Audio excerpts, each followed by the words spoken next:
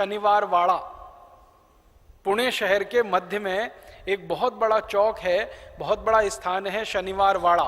वहां पर सन 1905 के दिसंबर महीने में 7 तारीख को विदेशी कपड़ों की होली जलाई गई थी और पूरे पुणे शहर से लोगों ने घर से अंग्रेजों के बनाए हुए कपड़े निकालकर वहां लाके जला दिए थे अपनी इच्छा से। और वो आयोजन किया था श्री लोकमान्य बाल गंगाधर तिलक ने। लोकमान्य बाल गंगाधर तिलक पुणे में ही रहते थे, उनका निवास स्थान पुणे में था। महाराष्ट्र के और पश्चिम भारत के उस समय के सबसे बड़े नेता थे। और जिस समय ये हुआ था उस समय महात्मा गांधी भारत में नहीं थे। ये घटना है सन 1905 की। महात्मा गांधी भारत में आए सन 1915 में। तो गांधी जी के आने के 10 साल पहले इस देश में स्वदेशी आंदोलन शुरू हो गया। शुरुआत कैसे हुई? पुणे के शनिवार वाड़ा में 7 दिसंबर 1905 को विदेशी कपड़ों की होली जलाई गई और उसमें आग लगाई श्री बाल गंगाधर तिलक ने।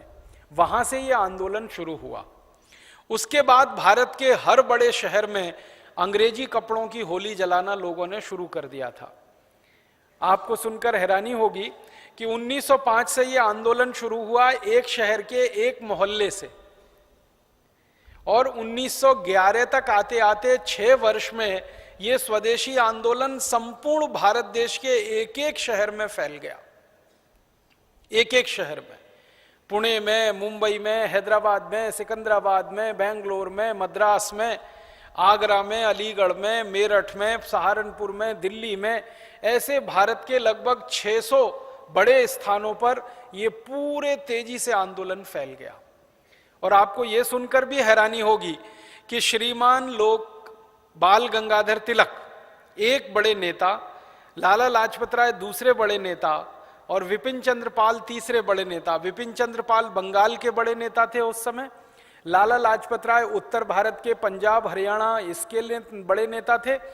और लोकमान्य तिलक महाराष्ट्र और पूरे पश्चिम भारत के। 3 नेताओं के कहने से आंदोलन शुरू हुआ और 6 साल में इस आंदोलन के 1 करोड़ 24 लाख कार्यकर्ता पूरे देश में तैयार हो गए, मात्र 6 साल में।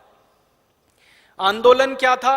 अंग्रेजों के बनाए गए कपड़ों का बहिष्कार करना है और अंग्रेजी कपड़े किसी के शरीर पर हों तो उतार कर जला देना है, किसी के घर में है तो निकाल कर जला देना है।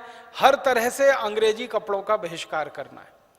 और अंग्रेजी कपड़ों के अलावा अंग्रेजों की बनाई गई हर वस्तु का बहिष्कार करना है। उस जमाने में हमारे देश में ज्यादातर चीजें जो थी ना, वो इंग्लैंड से आती थी बन के। कपड़ा इंग्लैंड से आता था, चीनी इंग्लैंड से आती थी, चीनी माने शक्कर, जिसको आज हम शुगर अंग्रेजी में कहते, ये इंग्लैंड से आती थी। तो हिंदुस्तान के स्वदेशी आंदोलन के कार्यकर्ताओं ने अंग्रेजी कपड़े का जैसे बहिष्कार किया, वैसे अंग्रेजी चीनी का बहिष्कार कर दिया। लोगों ने चीनी खाना बंद कर दिया, आप सोच सकते। तो आप बोलेंगे फिर क्या किया?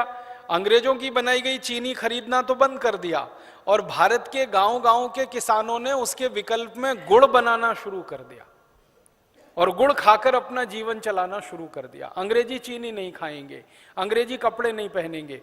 अंग्रेजों के देश में से उस जमाने में ब्लेड आता था भारत में, दाढ़ी बनाने वाला।